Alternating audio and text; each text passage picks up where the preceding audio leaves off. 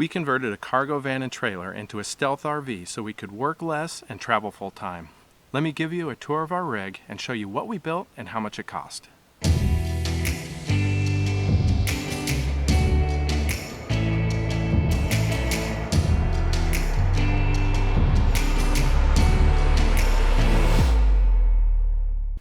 Hi boys and girls, my name is Patrick and I'm excited to show you the rig that my wife Leslie and I designed and built ourselves.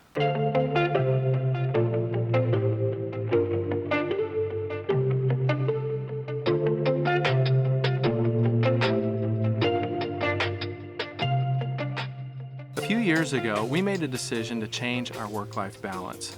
We're not ready to retire, but thought that if we could minimize our living expenses, we could also minimize the number of hours we have to work. For us, designing and building a stealth RV customized for our needs was the best way to reduce our cost of living while maintaining the critical few aspects that keep quality of life high. After researching many options for a stealth camper, we settled on a Ford Transit 250 van and a 16-foot enclosed trailer as a starting point for our build. Our build is a bit different from other van life designs out there because the living space is split up between the van and the trailer. The van includes our bedroom, bathroom, wardrobe, and some garage storage space. The trailer houses the kitchen, pantry, living room, a separate workspace for each of us, and room to store our kayaks out of the weather. As we were planning our build, I watched hours of build videos. Usually they either don't tell you how much it cost or they give numbers so low that I'm convinced many are omitting the cost of the ancillary items needed to get the job done. I kept track of every screw, wire tie, bottle of glue, everything, including sales tax and shipping. For anyone building or thinking of building their own rig that may be inspired by a portion of our design, my hope is that you walk away with a realistic idea of the cost to implement it yourself.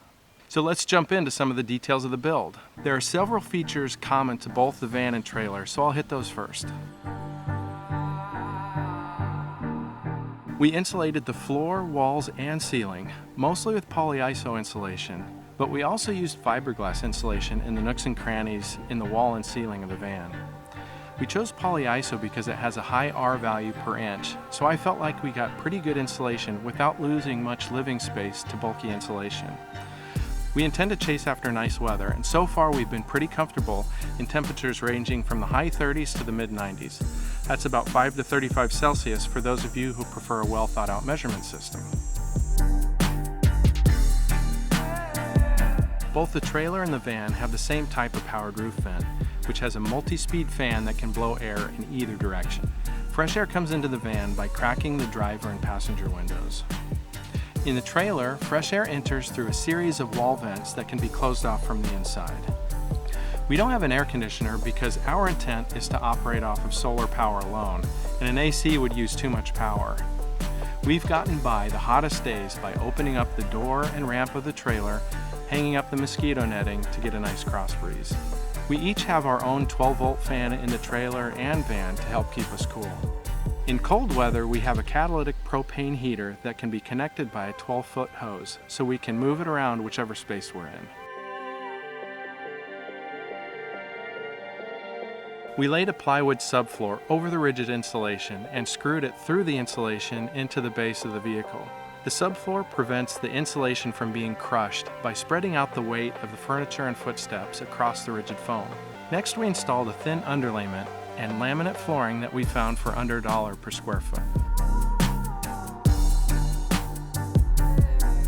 Wall paneling in the van is a combination of 2.7 and 5mm utility plywood. For the trailer, we just reinstalled the 3/8" plywood that was on the walls when we bought it. We installed a printed wall panel on the ceiling of the van to save on weight and still get a pallet wood aesthetic. For the trailer ceiling, we opted for a 2.7mm utility plywood and some paint. The van has a 15-gallon freshwater tank and a 15-gallon gray tank to serve a bathroom sink and shower. The trailer has 33-gallon fresh and gray water tanks that serve the kitchen sink. We opted for a composting toilet, so we did not install a black tank, which is where a flush toilet would send its waste. Both fresh tanks are filled through a gravity fill inlet. We can also connect both plumbing systems directly to pressurized city water if a spigot is available. The gray tanks can be emptied at any RV dump station by connecting a drain hose to the tank outlet and opening up the gate valve. Both van and trailer have a cabinet that holds a 20-pound propane tank. These cabinets have fresh air and exhaust venting to dissipate propane in case of a leak. Propane gas is plumbed in the van using copper pipe and brass flare fittings to an instant hot water heater and an output port for a space heater. In the trailer, propane is plumbed to the oven and a space heater output port. For safety, the trailer and van are both equipped with fire extinguishers and combination smoke and CO2 detectors. There aren't many windows in the van, and there's none in the trailer, so we paid special attention to the lighting so our living space wouldn't feel like a cave. Primary lighting is provided by several 3-watt puck LED lights installed in the ceiling panels. These are broken up in sections and controlled by separate switches, so we can conserve energy by just lighting the area we're using. There's also task lighting for the kitchen counter and bathroom mirror made from LED strip lights, and a couple gooseneck reading lights in the bedroom.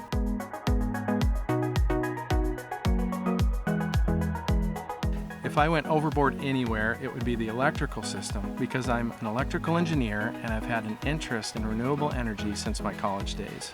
I'm planning several more videos that will dive much deeper on this topic, but for now, I'll just give an overview. The van and trailer have completely independent electrical systems, but they can be connected together if we ever need to transfer charge from one to the other. The van has 400 watts of solar panels and 200 amp hours of storage using AGM batteries. The trailer has 1,240 watts of solar panels and 630 amp hours of storage using flooded lead-acid golf cart batteries. With this setup, we can tolerate 3 days of rainy weather or a shady campsite before we need to go find some sun. And when the batteries are drained, it only takes about 8 hours of sun to get them back to 100%. Both systems use maximum power point tracking solar charge controllers to charge the batteries from the solar panels. They both also have true sine wave inverters to convert 12-volt battery power to standard wall AC power used by common appliances. Both systems can be connected to shore power, but after 2 months of travel, it hasn't been necessary yet. It is also possible to charge the batteries in the van with the alternator through a couple of manual switches, but so far we've only used that connection in reverse to trickle charge the starter battery with solar. I work remotely and mostly just need to be able to send email and connect to some company resources through a VPN. I join in on WebEx or Zoom meetings, but I can usually get by without using the video feature, which helps keep the data bill down. So far, our most reliable source of data is a 100 gigabyte plan from AT&T using their cellular router. In a pinch, we can set up a hotspot on our phones that operate on a different network. We also have a cell booster that can help when we're far from a cell tower. It picks up weak cell signals with a roof-mounted antenna, amplifies and then rebroadcasts that signal from a second antenna inside the rig. When we're in range of a good Wi-Fi signal, we can connect all of our devices at the same time using the Wi-Fi Ranger hardware. This thing is awesome in the right circumstances, like a family member's house or certain public Wi-Fi sources. But frequently, the open Wi-Fi we find is overloaded and too slow to be useful, or restricts router-type devices like the Wi-Fi Ranger. The costs given here are just for the hardware and don't include the monthly charges. Now let's take a look at how the van and trailer are different. The van is a 2016 Ford Transit T250 high roof with a 3.7-liter gasoline engine that we bought with about 40,000 miles on it. As I mentioned earlier, the van includes the bedroom, bathroom, and about half of the total storage space. The bedroom has a queen-size bed that's sitting on scissor jacks so it can be leveled when we're parked on uneven ground. This was originally intended to allow us to stealth urban camp comfortably on hilly city streets, but it's also given us more flexibility when we're picking a free campsite on public lands. The bed frame is made out of steel to keep it thin and preserve vertical space, but strong enough to be mounted on those 4 jack points. The bed is completed with wooden slats and a queen mattress from IKEA. We also built a set of dresser drawers below the bed near the foot. I made a custom plywood frame and mounted the drawer guides and wire drawer baskets from IKEA to keep it simple and light. We finished the drawers by attaching a custom wood face to each drawer to hide the contents and make it look tidy. Above the bed are lightweight custom cabinets we built almost entirely from 1x2 furring strips and 2.7mm utility paneling. The bathroom is also in the van, and it includes a toilet, shower, and sink. The door for the bathroom has two uses. It can be swung one way for privacy in the toilet, and the other way to close off the living space from the cab of the van. We opted for a composting toilet to save on water and eliminate the need for a black tank. The toilet, along with storage for bathroom items, sits on top of a movable platform that rolls out of the way when it's time for a shower. The bathroom walls and ceiling are covered in waterproof fiberglass reinforced plastic panels, and the shower pan is exposed when the toilet platform is rolled out. A couple shower skirts are attached with Velcro and magnets to bridge the gap between the shower wall and the pan, and then a shower curtain closes off the open side. Lastly, we have a lighted mirror, and we made the bathroom sink out of a salad bowl we received as a wedding gift about 20 years ago. Like most van builds, our primary storage area is under the bed and accessible through the back doors. Some permanently mounted stuff like the electrical equipment, water, and propane tanks live under here. Storage items we use less frequently are further back in plastic bins. More frequently used items like our folding bicycles are stored near the door for easy access. Unless we're out doing something, the trailer is where we spend most of our waking hours because it houses our kitchen, living room, and office space. It's a 7-foot wide by 16-foot long tandem axle V-nose enclosed cargo trailer. It has an entry door in the V-nose and a ramp door in the back. Probably the first thing you notice when you walk in the trailer is the kayaks. It was important to us to bring them along, but storing them on a roof rack would limit the space available for solar panels, leave them exposed to the elements, and completely eliminate any stealth we may otherwise have had. At first we were worried that they would make the living space feel crowded, but it still feels nice and open. They're also easy to reach here, so it only takes a few minutes to get them out or put them up.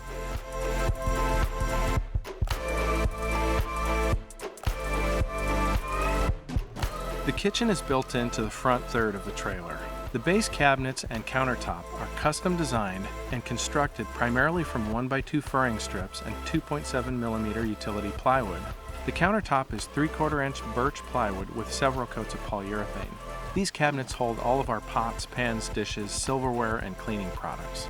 A camshaft oven installed in the kitchen cabinet has 2 burners and an oven large enough to fit a 13x9 pan. Above the countertop, we have storage bins on a shelf with a guardrail. This is where we keep a lot of dry goods and spices. Opposite from the kitchen cabinets we built, some wedge-shaped shelving. Most of these shelves hold kitchen pantry items, but the bottom is reserved for the cat's litter box and supplies. It gets covered up with a thin panel that's held in place with magnets. Lastly, in the kitchen is the microwave and refrigerator shelving. The microwave is strapped down to keep it on the shelf while still allowing the door to swing open. The refrigerator is on a platform that rolls out of the cabinet. It has 2 compartments, and we currently have the small side set as a freezer and the large side as the refrigerator. In the living room, we built a couch over the water tanks that also pulls out to become a full-size bed. The cushions are actually a full-size mattress from IKEA that we basically cut in half. Across from the couch, Leslie's computer monitor is mounted to the wall so we can use it to watch movies from the couch. The workspace in the trailers is designed around the activities we each like to engage in. Leslie's desk is made from a 6.5-foot long hollow core IKEA desktop, which gives her lots of space to spread out with her laptop and monitor. But the design is primarily driven to allow her to write and record music. By lifting a couple slide locks, she can slide a custom stand that holds an 88-key piano out from under the desk. The desk also affords space to hold most of her other recording equipment. My workspace is split between a 3- and 4-foot hollow core IKEA desktop on each side of the trailer. One side is set up so I can work comfortably with my laptop and external monitor. The opposite side is primarily a workbench for 3D printing, prototyping, and testing electrical designs, or any other project work. There is also space below the desk where I can store my tools and materials for various projects. Ignoring the purchase price for the van and trailer, if you add up all the build costs we've shown so far, the total is $15,655.15. But there's an additional $1,185 in costs I haven't mentioned yet, from miscellaneous things like the roof racks, towing hitch, brake controller, spare trailer tire, and other necessary items. To sum it all up, we spent a total of $48,706.49 out of pocket to create the rig we call home. As you can see in the graph, about 2/3 of the cost was acquiring the van and trailer, and 1/3 on building it into an RV customized for us. In a tour video like this, it only makes sense to hit the highlights, but in upcoming videos, I'll be covering each of these sections in more detail. We've captured video for just about every step of the build process, and I can't wait to show you exactly how we put it all together and hopefully help others who are working to build their own rig. If you found this video valuable and are interested in seeing more, please hit the subscribe button and let me know in the comments section what you would like to see more detail on first. I'll let your input drive the order of the build videos we create next.